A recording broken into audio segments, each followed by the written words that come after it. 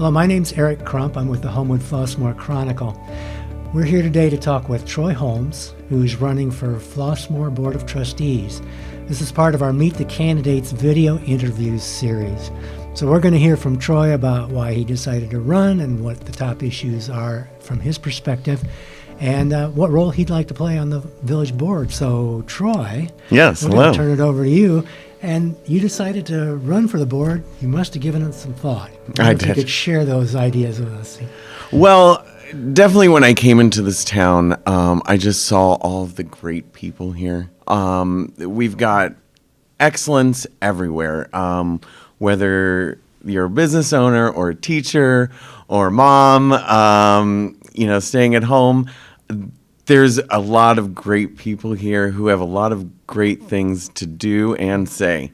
And so interacting with these people, obviously my community, I got a sense of what this town really was at its core.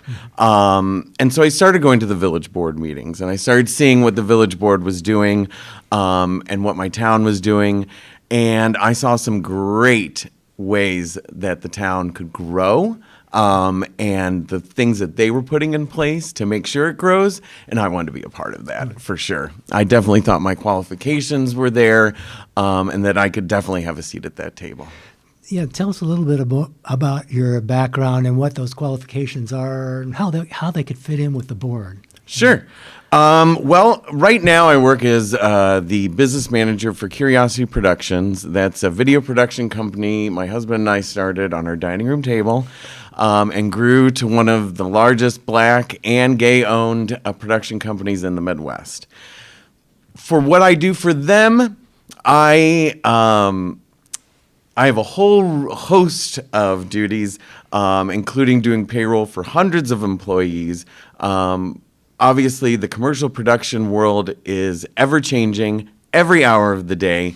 And so having that mindset to be able to shift to all of these different responsibilities, whether I'm reviewing a contract from Kraft or I am, like I said, I'm dealing with union employees and their benefits and so forth. You have to be able to shift your gears pretty quickly and go into the next project, definitely. So I definitely feel that my sense there would be a great contribution, because we do have a business sense of open for business here in Flossmoor, and we're trying to grow our businesses and grow the business impact of our community. But there's also other things that we need to get done. There's infrastructure problems. There are ways we can communicate with the town and other towns better, and with the state. So you have to, as a trustee, be able to shift your gears and be able to think about different things. Now, for over 14 years, I worked for private wealth management and for a very high-profile family, and I was corporate officer on all of his investments. And this is where I feel my qualifications really shine for the job, because I was at the table with these. He owned a water company, and we were selling that water company and the land to a municipality in New Hampshire. This took years and tons of negotiations, and making sure that everything was done right environmentally, as well as a good business sense. I also dealt with real estate investments, large business parks that had to work hand in hand with municipalities to get roads built and signage, and definitely working with the local police force and making sure that everyone was safe, especially the workers and the community that we were operating in. So I did a whole host of different investments that worked with municipalities, and so I was at the seat for those discussions at that table.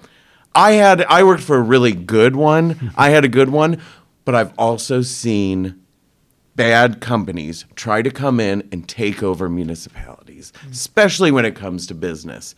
And that's what I definitely feel my qualifications will help me as a trustee, for sure. The economic development is, I know, a priority for village government, and you've been following the village board meetings for some time.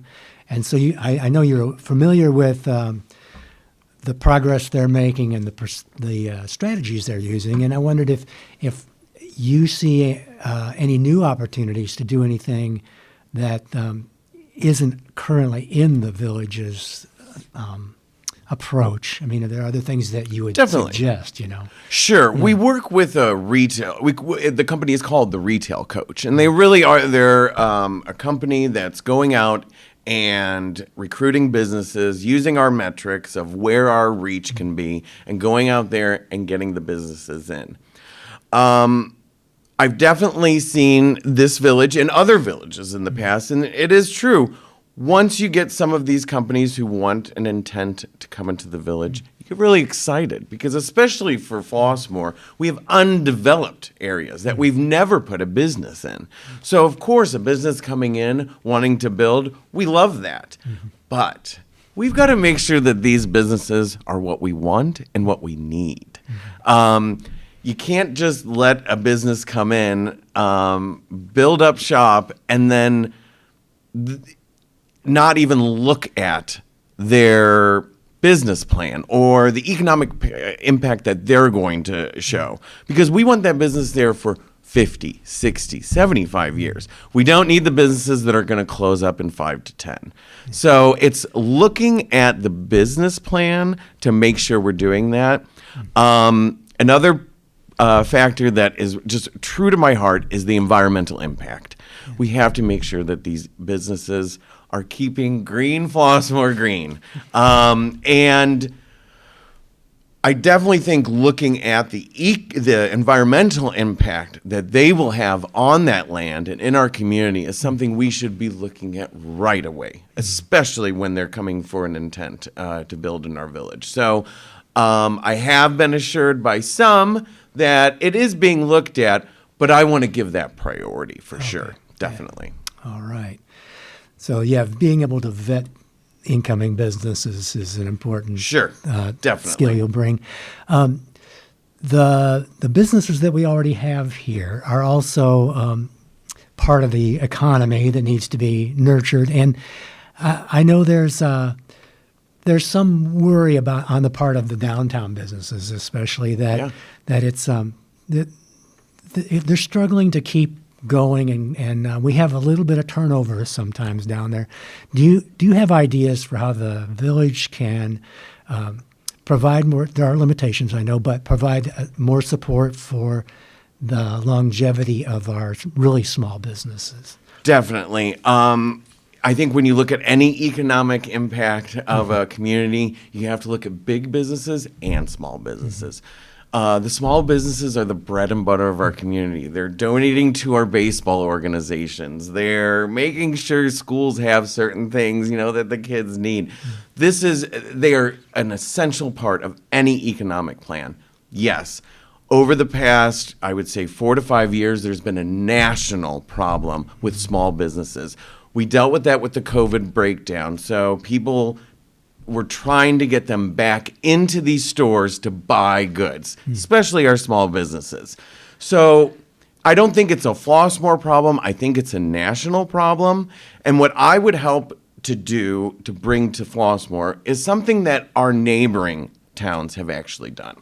And so what they've done is they've given a certain portion of, whether it be TIF funds or what have you, to help support these small businesses get on their feet, but they're making sure that these businesses take classes and actually do build their economic plan. So again, so that we don't have this turnover with small businesses. I think every municipality is seeing that. The small business turnover is because some of them are not ready for actually owning a business or knows what it takes when there's a downturn. So I think offering or actually requiring them to take these courses along with then the TIF funds is a great way to do it. For the downtown businesses, I want something specific. We're about to redesign that entire downtown and make it look really nice. I think a robust advertising campaign after that's done to go around Chicagoland, to go around Northwest Indiana and say, hey, we're not only open for business, we are open for tourism. come on over here, come visit our downtown shop. So I think a robust marketing campaign after we redesign our downtown is definitely going to help those downtown small businesses as well. Okay. So, yeah, kind of a range of things. You don't just hand people money, but you give them the means to make the most of the sure. resources they have and then help them with marketing. Yeah, that's definitely. Okay. I think it incorporates our appreciation for education into in this town is to do that, to have an educational component if we're going to give you funds. Education gives me an opening to shift to another issue that's been on the minds of a lot of people, especially in the last year or so in Flossmoor, and that is the village makes a lot of efforts to educate people, to get information out. There's still been a couple of cases where people didn't feel like they were really in the loop in spite of all those efforts. So the Heather Hill detention basin was a prime example where there were a lot of meetings, there were open houses, there were a lot of things published, and then when construction started, there were people in the neighborhood who said, "What's going on?" Yeah. So that's a thing to wrestle with, and I wondered if you had any ideas, learning from that situation, Definitely. what could be done differently in the future. Definitely. That is something that I've seen over the past year, been a contentious issue with residents all around Flossmoor. Going to the actual the communication, I feel that that's a way that the village can see an opportunity of being better, and that is with communication. You had mentioned that there was a lot of meetings regarding the Heather Hill detention basin. A lot of those meetings were based around the actual village board meeting, which some people have a hard time getting to. I mean, this is a community where people have full-time jobs and they've got full-time kids. And it's hard to get to some of these meetings, especially when the village is doing a planning like that when it's a year or two before the actual thing happens. Now, I think what the Heather Hill detention basin problem is that it was a little bit rushed at the end because they needed to get the grant money in, or spent actually, to actually use it. I felt when I've talked with the Heather Hill residents over there, they felt that, yes, that site was always maybe a contender for it, but that the village was looking at many different sites.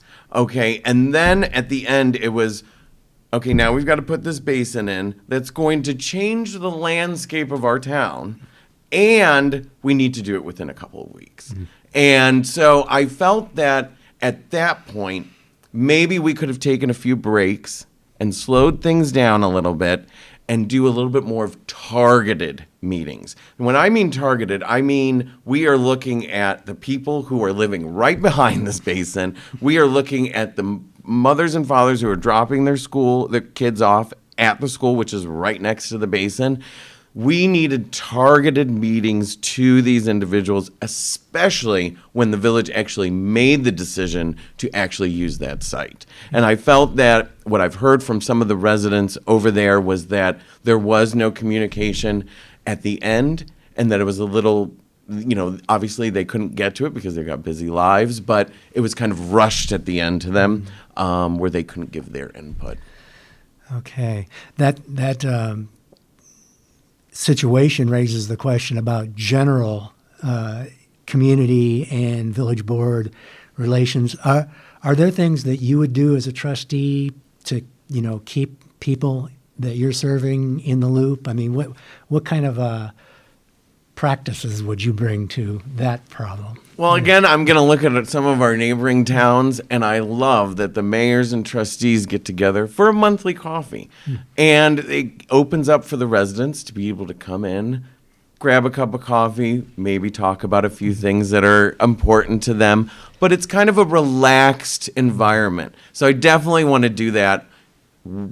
If or when I become trustee, I definitely want to have those kinds of meetings open maybe once a month for residents to be able to come, more of a casual environment, not so formal like a village board meeting, but a casual environment to be able to come, talk about your issues, And then that's something we can then, as a board, come together and say, hey, how can we work this for our next meeting so that we're getting some feedback back to the community from those smaller kind of coffee meetings? Yeah. So the idea is that you have more informal interactions with people, but that you bring it back to the board, what you learn from those conversations, so that the board has more information to deal with other than just what they hear from public comment at the meeting. And so it enhances the communication loop there. For sure. It just gives people a more casual environment to come and say, hi, here's the problem I'm dealing with today, whether it be,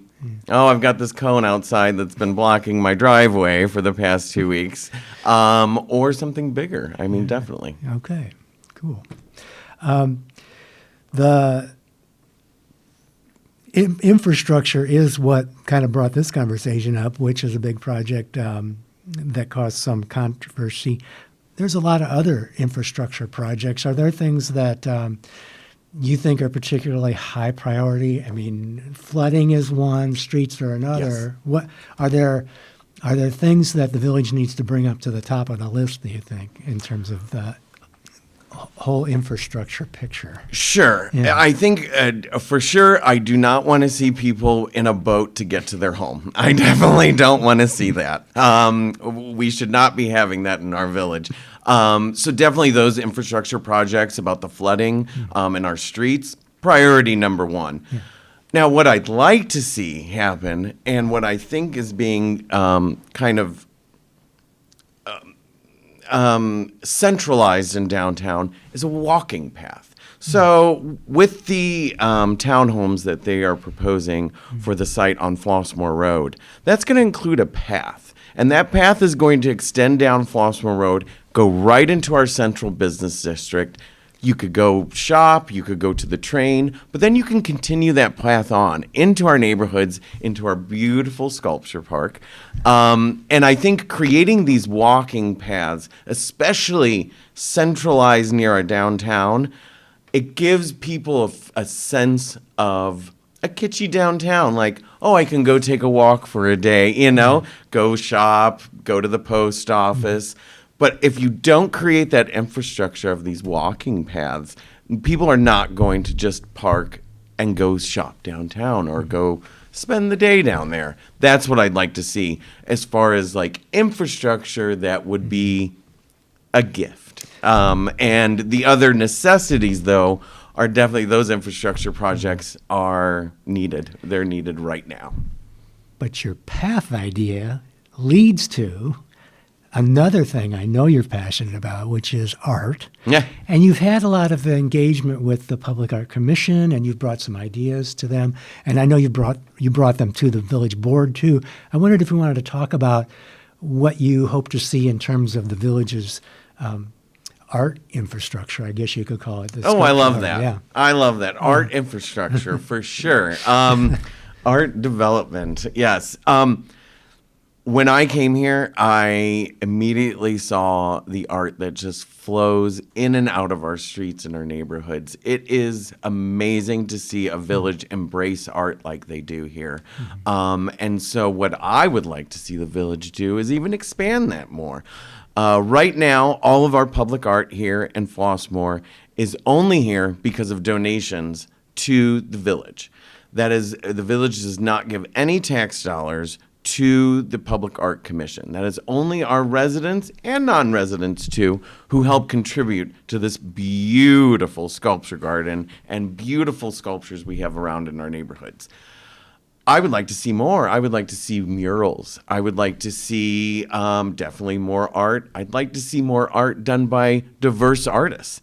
And so to do that, you need money. And I think that the village can give a certain portion, like they do to some of the other commissions, to the Public Art Commission to be able to support that way of building up even more art in our neighborhoods.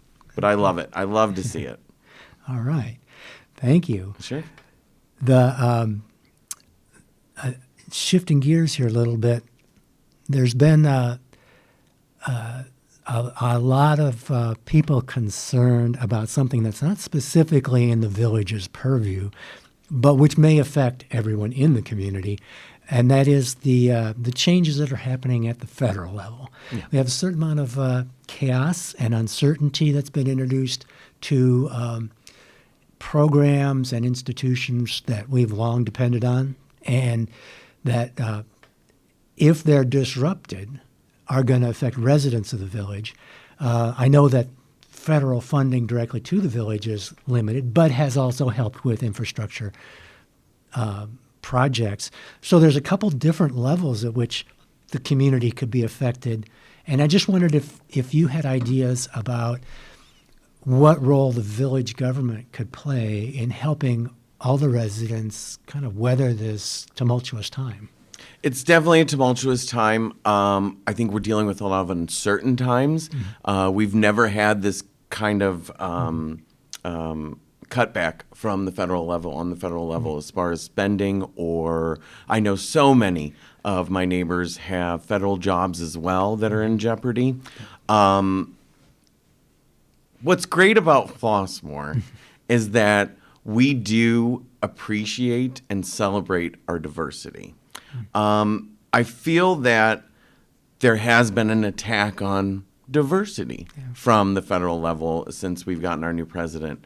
Flossmoor is not going to let that happen. We are not only going to make sure we do celebrate our diversity, but we're going to do it even more, and we're going to do it louder, for sure.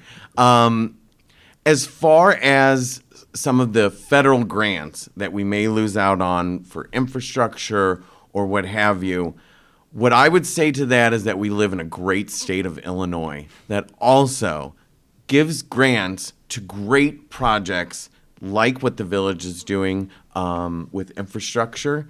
And then there's also an opportunity out there to get those grants for even public art or for green spaces.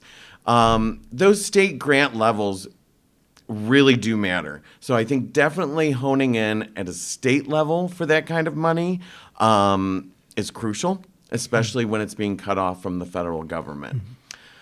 There's definitely ways for the village to make sure that the residents who may be losing their jobs or cut back or having to go in to the office now, there's opportunities there as well. So redesigning our downtown so that people have better access to the train, because now they're having to go into the office, that's crucial. Also making sure that we have these jobs and maybe putting in programs where we can give an education to owning a business that can take someone who maybe just lost their job as a federal job, maybe, I might be able to open up a business, and we want that. We want you to open up a business here in Flossmoor, and then we can give you the tools to be able to do that effectively. All right. Well, let's hope it doesn't come to that, but you I want to know. be ready if it does. Right? We will be. We definitely will be. Okay. That's what's great about this town is that we are very resilient, and we've had harder times before, and look where we are now, better because of it. That's right. We'll weather the storm. We All do. Right. Well, Troy, I've covered some of the issues that I wanted to cover, but are there things that we haven't talked about yet that you think the village residents need to know about before they vote on April 1st about you?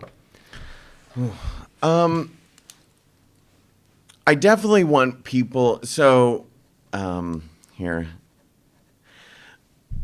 Sometimes I'm looked at as the shiny new penny, and which is nice because it really gets people interested in your campaign. Mm-hmm.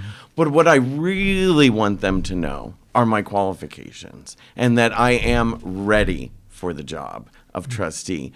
I'm bringing a common sense approach to this job. I was raised with common sense. I have surrounded myself with people who have good common sense.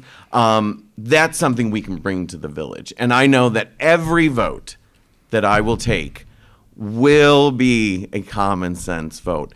Is this going to affect my neighbor? Is this going to affect me? How is this going to affect our village 20, 30, 50 years from now? I know that my vote is going to live on well beyond myself. So that's the power in that vote, and making sure that I'm doing it in a responsible manner that protects the village is the best way. And I want people to see that. I want people to see my qualifications for the job, and definitely the common sense approach that I bring to problems. Okay, great. Well, thank you so much. Thank you so Troy. much for doing this. Yeah, we Oh my appreciate God, you this coming is in. great.